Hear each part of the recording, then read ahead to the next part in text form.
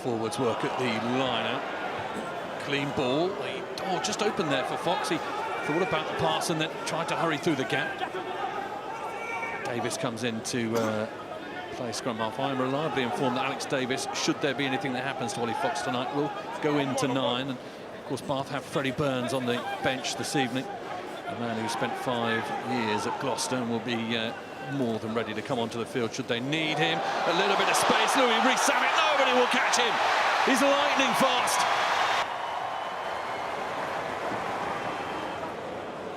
Henry Walker with the arrows. Freddie Clark is found. Atkinson, that large 6'5" frame of his, almost to the line. Jaco Creel will pick it up, bundle his way over. Does he get the ball down? This is a tough one. So I haven't got ground in mate, okay? So when I get there, it's clearly held up. We will check it though. If not, we've got a penalty for throwing across the line. Trev, tempo, can you hear me? Yeah, I've got you, tempo. So we haven't got grounding, so it's try yes or no. If not, we've got a penalty for being thrown across the line and land on support players. The question will be, look at it, try yes or no. Does Jaco Creel get the ball down and then bounce up off the floor? I think it's Douglas who gets underneath him in the end. First of all, does this ball touch? Yes, that's a try. And then Douglas rolls him onto his back. There was a clear grounding, so the try is good. So I may award the try. You may award the try. Thank you. Trevor Fisher with the confirmation from the TMO's hut.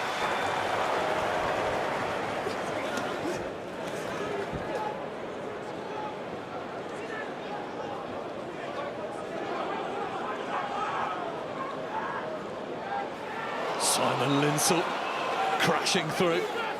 Good from the big captain this evening. Another door is left wide open, and Charlie Chapman has missed on a couple of occasions with the line-out so far this evening. It's safer. Clark comes down with it well into the midfield. Atkinson, mismove, men over. Could be a lovely, lovely score, and it is for Jake Morris. There's a muted atmosphere around Kingsholm. Maul. Ellis comes down with the ball this time. Maul is formed. Batty's eyes just above the counter. They roll it round. Gloucester are struggling. Bath are over the line.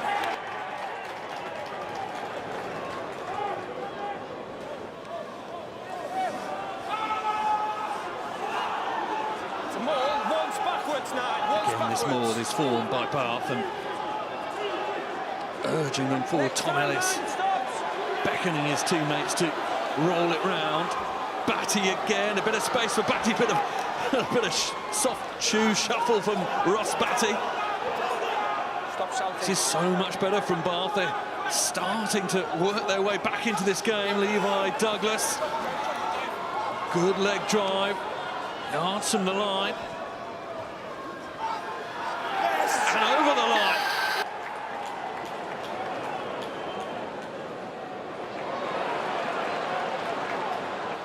Intercept, Freddie Burns immediately answers his critics that were in the shed a few moments ago.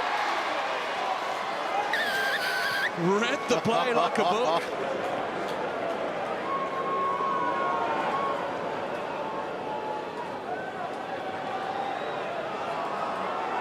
And look where they are now. They're going forward in control. This worked really well in the first half, and the backs know it. In comes Jamie Roberts. Forward flies the rolling Maul. And it is Jack Walker, the replacement hooker. Ross Batty went over in the first half, and the man who's replaced him is going over for Bath.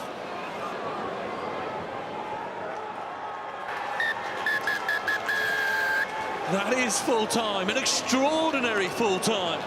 All Gloucester in the opening section of this game. And yet it is Bath who take the spoils. Full-time here at Kingsholm. An away victory. Gloucester 24, Bath 26. There's a little bit of space out here. Hendrickson's large frame. He is a big man, stood next to me a few moments ago. He may be young, but he is big.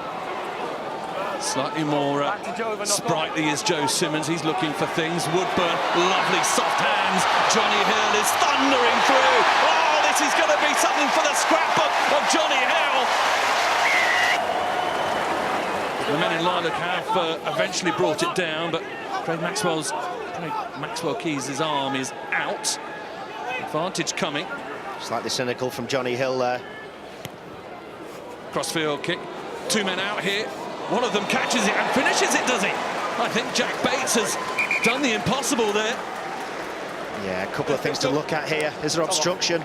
Does he ground it?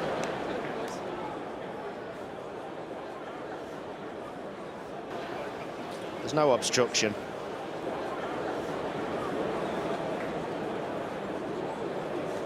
Craig. Yes, Rosie? Stay with your on-field position. Decision, sorry. Stay with on-field decision, yeah? Perfect, cheers, Rosie. Williams, they're in the red zone. Exeter will expect to score from here. Bristol will have to scramble. There's where the Chiefs go back to that rat pattern, pick and go, latching on, they've got a freebie. No, offside advantage. Drum beats ominously. Back against the grain comes the try scorer, Johnny Hill. It's a little bit more like it from the lock forward. Yendel again. Presents the ball, the try line is there, and I think Maunder has scampered over. Alec Hepburn reaching, not quite there. He'll place the ball back. Yendel, shadow of the posts. Surely for Exeter. Mismatch. There is Simmons's try. Bristol just about hold firm. Pincus is spied something. Padilli, his opposite number, is covering across. Onto the left boot. Pincus has found himself a score. It is a story with a familiar ending. What can Bristol do about it? Penalty advantage, offside. Penalty is being played at the moment. Craig Maxwell Keys has got his arm out. No, it's under the feet. They're getting closer. Again, these short-range, rather large missiles are firing themselves at the Bristol line. Harry Williams finds Yendel. Not sure whether Yendel was expecting it, but there it was, and another climb towards the line. Exeter enjoying themselves once again, pressing at this line. Kresic inches away, and I think that has been touched down.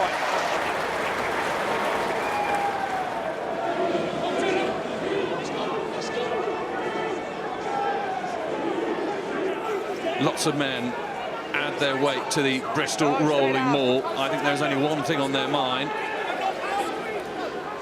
Shirts with high numbers on their back, not used to it, but there it is, rolled over the line, is it? Toby Fricker is suggesting yes. Come off. We'll have another look at it. He's off the ground there, spins it through. No, his hand's on it. Yeah, that's okay for me. Craig. Yeah, stay with your on-field decision. Thank you. Time on. That is a try. Behind the first man, there's that moment of yours. That's obstruction. That's clear obstruction. Nothing coming at the moment, though. Exeter still asking questions. The flip out. Kresic, can he get a duck down of his own? He pushed almost towards the line. Vermeulen wrestling. And the young man, Marcus Street, has he got there? I think he has. There is a man out here. Can they finish it off? No. Underlined. Full stop. That is the full-time score. Exeter have done enough. Bristol certainly did flicker. Certainly did play their part. Final score at Sandy Park, Exeter 42, Bristol 19. Sale headed to London Irish with 1 foot already in the Cup semis after 3 straight victories, while the Exiles have lost back-to-back matches in Pool 2. Irish, though, looked full of energy early on, and they deservedly scored after only 8 minutes. A powerful rolling maul went 15 metres, and Sayaf Iyengar was the man to crash over. Sale had already won at Saracens in their pool stage campaign, and the Sharks responded in impressive fashion. A slick move through the backs saw Dan du Preez offload for former Falcon Simon Hammersley, who finished in the corner. The visitors were now in full flight, and they scored again just after the half hour. A lovely inside ball from Rob Webber, and another party trick from du Preez sent in Chris Ashton, who flew in under the posts. Webber later received a 10-minute ticking off for indiscipline at the breakdown, which was punished from the tee by Paddy Jackson. But Rob du Preez's penalty gave Sale a 15-10 half-time lead. Irish resorted to brute force in an attempt to wrestle back control, and prop Ollie Hoskins bulldozed his way over the try line to put Declan Kidney's men back in front. The Exiles continued to hammer away at the visitors, but when the battering ram didn't work, the backs provided the spark. Jackson skipped through a defensive hole before offloading to Ben Loader, who crossed to give Irish a 7-point lead. But the Sharks managed to stir themselves via a moment of brilliance from Ashton, the former England wing chasing down his own kick before dabbing down for his third try of the pool stages.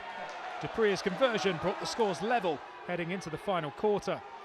The Exiles' task was made all the more difficult with Barney Madison sent to the bin for a high tackle, and Sale seized their chance. The Sharks' rolling maul gained traction before hooker Aka van der Merwe splintered off to grab the bonus point score and seal Sale's passage through to the semis.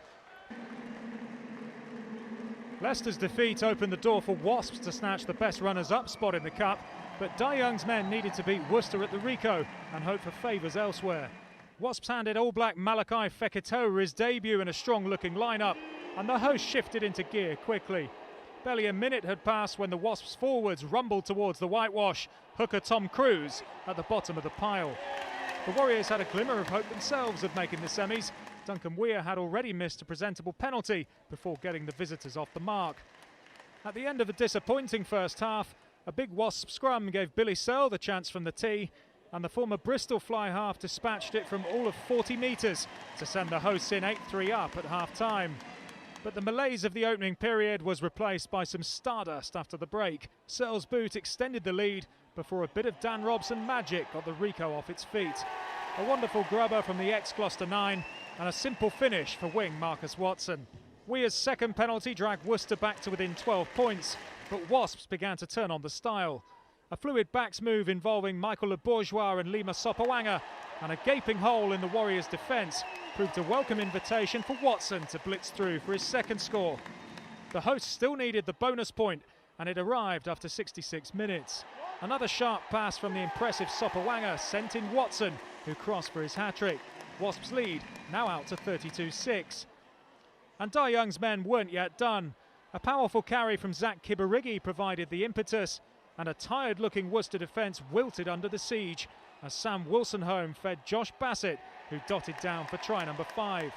A second pool victory for the hosts, who can look ahead to their Premiership opener against London Irish in buoyant mood, while the Warriors finish bottom of Pool 3.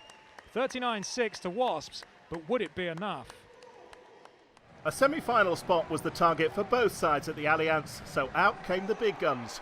Chris Robshaw led out Harlequins, and Brad Barrett skippered Saracens. This was a London derby that mattered.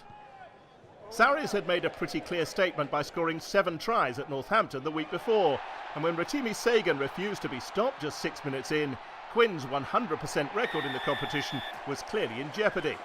And the rest of the first half was largely dominated by one man, amid some entertaining rugby from both sides. Nick Tompkins breaking the Quinn's line before finding Ben Spencer on his shoulder for the home side's second score. The faithful were damp but enthralled, and Spencer extended the lead to begin an excellent kicking display. Quinns took advantage of a moment of confusion to land their first try. Argentinian scrum half Martin Landajo nipping through a sleepy Saracens defence before sending Mike Brown on his way for his second try in as many weeks. 4 minutes later, the hosts hit back with a score that must be a contender for the season's first Try of the Month award. Alex Lewington kicking and gathering before releasing the giant Will Skelton. The Lock's charge will live long in the memory, but he couldn't quite finish the job. In fact, he almost dropped the ball, but instead found Spencer for his second try of the half. Now Saracens were flying towards their third win of the campaign, but a Marcus Smith penalty kept Quinns just about in touch at the break. And the visitors provided the only try of a second half which didn't quite match the excitement of the first. With just 5 minutes left, Brown was stopped in his tracks, but winger Gabriel Ibitoy rolled away to score. By then, though, Spencer had kicked Saracens out of sight with 2 further penalties, and it was fitting that the scrum half brought proceedings to a close. Sarries clearly gathering momentum for the challenges ahead, while Quinn's first defeat of the season didn't prove too costly in this competition. A couple of wins in the Premiership Cup has helped Leicester begin to put their career time last season behind them. Meanwhile, Northampton's defence of this title can only be described as disappointing. 3 straight defeats ensured the Saints were playing for local pride only, and that seemed to be motivation enough when Henry Taylor broke free and lock David Ribbons showed some decent pace to charge over. The Tigers' response was swift and stylish, Noel Reid gathering his own chip and releasing the flying and forceful Jonah Holmes, bouncing off tackles and scoring in the corner. A decent Welford Road crowd was getting into the derby mood, and even more so when Leicester struck again. Reid finding Holmes once more, and this time even a tackle that took him to ground couldn't stop him. But the Leicester wing had to share the first half headlines because 5 minutes later Ribbons ran onto another Taylor pass and proved equally hard to stop, his second try. With Saints landing their kicks and Leicester missing theirs, the visitors led by 4 at the break, but that didn't last. Will Spencer steered a line-out drive over for Leicester's third try. And after providing 2 assists, Reid got to add the finishing touch 3 minutes later, and he forced with the perfect offload this time.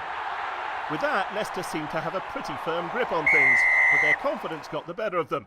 Northampton's Fraser Dingwall snatching a stray pass, and then providing the perfectly weighted chip for the flying Tom Collins to run onto.